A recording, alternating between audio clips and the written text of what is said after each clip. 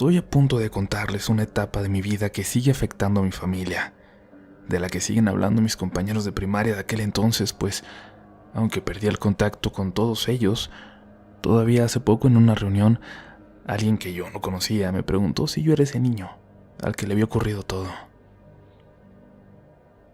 Mi familia insiste en que mucho de lo que voy a contarles no ocurrió, que es mi imaginación, un recurso de mi cerebro para poder lidiar con el trauma. Aún así, estoy seguro que muchos de los que hayan vivido por aquí conocerán las leyendas e incluso los personajes que estoy por nombrar. Yo lo recuerdo todo perfectamente, como si hubiese sido ayer, apenas semanas antes de que terminara mi catecismo o hiciera mi primera comunión. Carlos, mi hermano 3 años mayor que yo, no había hecho su primera comunión. Por alguna razón siempre se rehusó y nunca quiso decirle a mi madre por qué. Y por lo tanto, el que yo le hiciera se hizo incluso una especie de obsesión para ella. Las primeras veces que fui al catecismo era tanta su emoción que ella misma me llevaba y estaba por ahí, ayudando en la iglesia y cuidando a Mari Carmen, mi hermanita, que tenía 3 años por aquel entonces, hasta que yo terminaba. Sin embargo, después de algunas veces, Mari Carmen comenzaba a llorar tan pronto nos acercábamos a la iglesia, ubicada en una subida empinadísima en la colonia Guaycura de Tijuana. Decía que le daban miedo las señoras de negro, refiriéndose, pensábamos, a las monjas que vivían en el convento al lado de la iglesia. Y así, muy a su pesar, me dejaba ir solo entonces, acompañado por un chico, Diego, que vivía a 2 calles de casa y al que siempre llevaba su papá. Sin embargo, solo en una ocasión después de eso nos acompañó y entonces iniciamos el recorrido hasta la iglesia, hasta cada catecismo, solos, Diego y yo. Había algo extraño en esos días. Quizás no había tanta gente en la colonia como hoy en día, pero aún así, recuerdo esos recorridos que hacíamos en lo que parecía ser una colonia desierta, cuando solo los habitantes más extraños se atrevían a salir. En una ocasión salimos ya tarde de la iglesia. Bueno, no tan tarde, pero lo suficiente para que ya empezara a hacerse noche y nos urgiera llegar a nuestras casas. En lugar de bajar por la calle principal, tomamos una de las alternas. Era mucho más solitaria, pero el camino resultaba más corto. Pasamos por la escuela primaria, a unas cuadras de la iglesia, y un sonido que provenía desde dentro nos llamó la atención. Escuchar algo a esas horas en una escuela desierta, mi primera reacción fue correr, pero me di la vuelta unos metros más adelante y noté que Diego no corría al lado de mí. Me frené. Diego estaba asomado, trepado en el cerco, mirando hacia adentro de la escuela, a los salones de sexto, muy cerca de la salida. Regresé lentamente y le pregunté qué estaba viendo, entre murmullos. Me contestó de la misma manera: «Cállate, nos va a ver». Entonces, vi a qué se refería. Dentro del salón de clases, a 3 metros del cerco de la escuela y apenas iluminada por la luz de la lámpara de la calle, la figura, la silueta de una monja mirando hacia afuera, inmóvil, macabra. Empecé a correr de nuevo, esta vez mucho más fuerte, tan rápido como me permitían los kilos de más que tenía en ese entonces. Ahora sí, sentía los pasos de Diego corriendo a mi derecha. Cuando, una cuadra después, sin frenarme, le pregunté qué diablos haría alguien dentro de la escuela a esa hora. Al voltear, me di cuenta que no era Diego quien corría a mi lado. A mi lado corría un niño de ropas extrañas, rubio, que no dejaba de verme y sonreír. Quise correr más rápido y dar la vuelta en la siguiente calle, aunque eso me alejaba en ese momento del camino a casa, pero el chiquillo, sin inmutarse, corría a la misma velocidad que yo, riéndose de mí. Llegué de nueva cuenta a la calle principal y lo perdí por fin entonces. Totalmente agotado, me paré a descansar y luego, escondido, corriendo de lámpara a lámpara para aprovechar la oscuridad de las calles de aquel entonces, logré acercarme de nuevo a mi calle, casi pasando desapercibido. A una cuadra de casa vi a mi madre caminar apurada junto a Mari Carmen. Evidentemente estaba preocupada porque ya era tarde y yo no llegaba. Cuando me vio, noté que su mirada se iluminó de gusto, pero enseguida cambió a unos ojos enojados que me empezaron a regañar por la preocupación que le había causado. «Ahora súbese a la iglesia y busca a tu hermano», me dijo. Se me heló la sangre.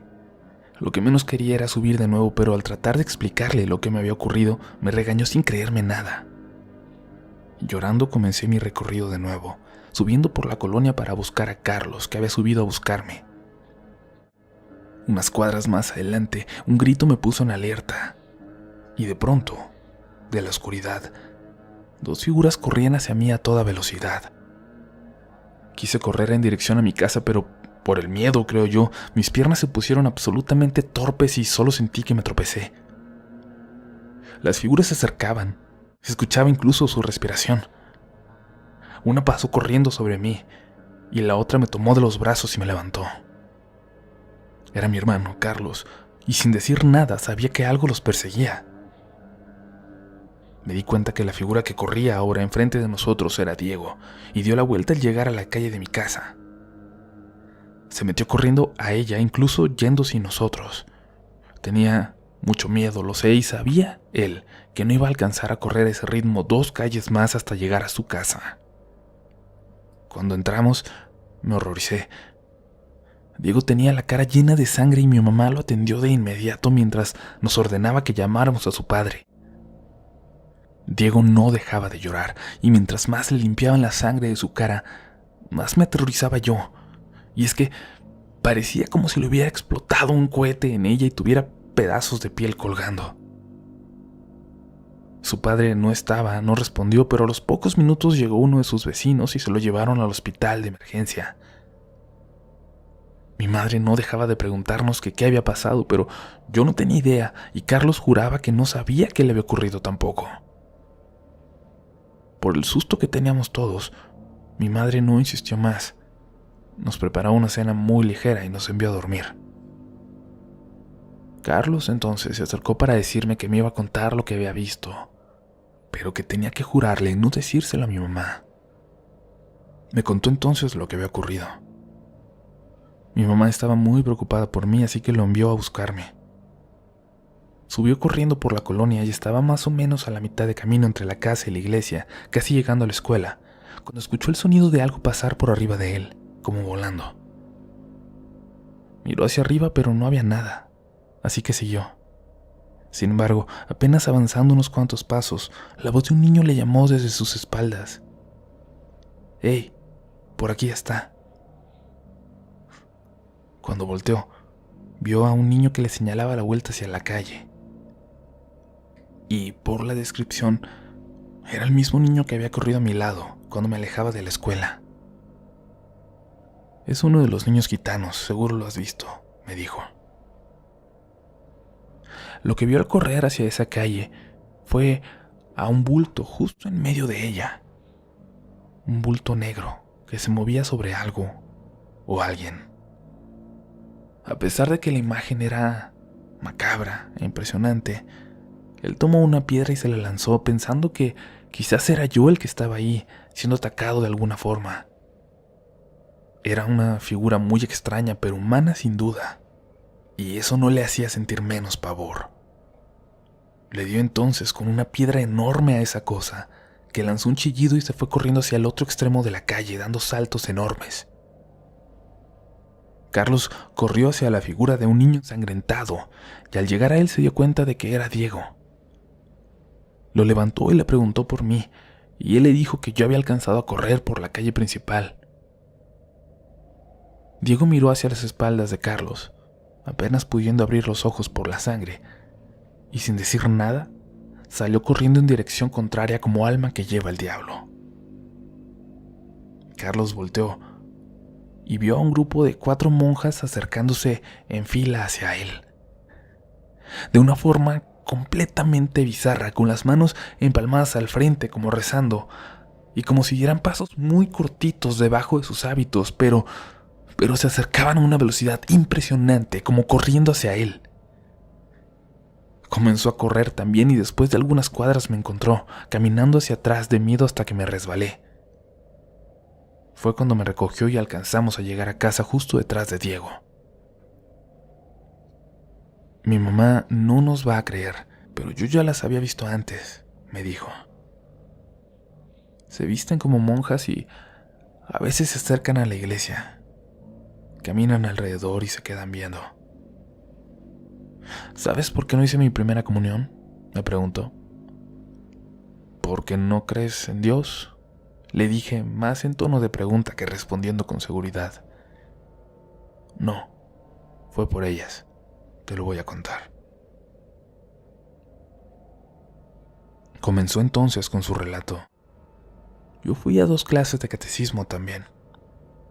Incluso eran más temprano en aquel entonces y nos quedábamos a jugar fútbol en el espacio al lado de la iglesia, justo frente al convento.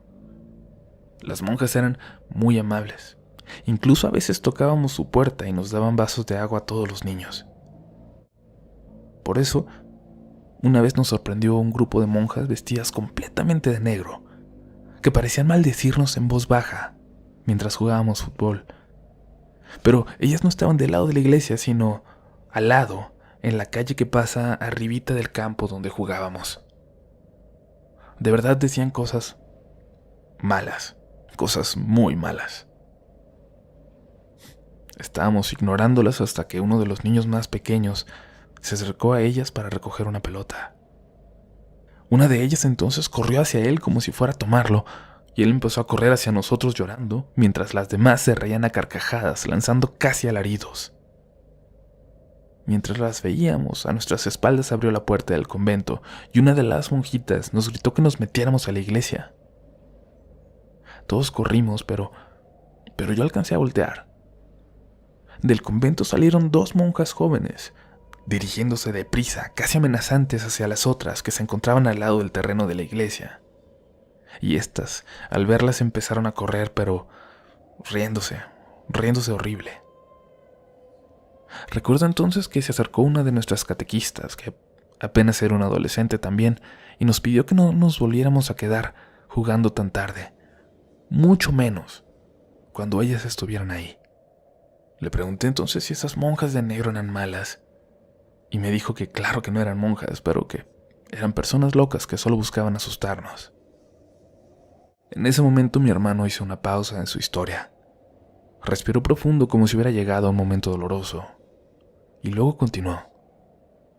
Pero yo estoy seguro de que eran más malas de lo que ella creía, que no solo buscaban asustarnos. Poco después de que las vimos por primera vez, pasó lo de Alan. Carlos se detuvo de nuevo en su historia y yo sabía por qué. Sabía a qué se refería. Alan era un compañero de su salón que había fallecido. A mí no me contaron bien cómo porque era muy chico, pero sabía que había sido de una forma muy fea.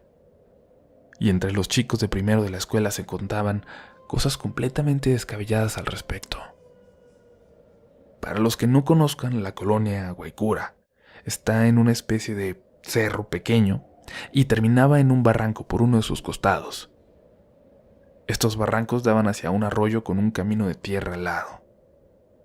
Hoy ahí ya hay un bulevar de los más transitados en Tijuana, pero a principios de la década de los 90 no existía nada de eso. Allí en el arroyo habían encontrado el cuerpo de Alan. Yo recuerdo bien que varios niños se juntaron desde los barrancos, donde terminaban las calles de la colonia, para ver todo el movimiento de patrullas y curiosos que llegaron al lugar. Alan estaba jugando fútbol con nosotros ese día que las vimos, continuó mi hermano. Y después las volvió a ver, una noche, muy cerca de la escuela. Cuando dijo eso, recordé la visión que habíamos tenido un rato atrás, Diego y yo en la escuela. Pensé en lo que le hubiera ocurrido quizás si no hubiera llegado mi hermano cuando lo tiraron en la calle. Y aunque se burlen de mí, esa era la parte más fácil de creer. A partir de ahí, ocurrieron las cosas más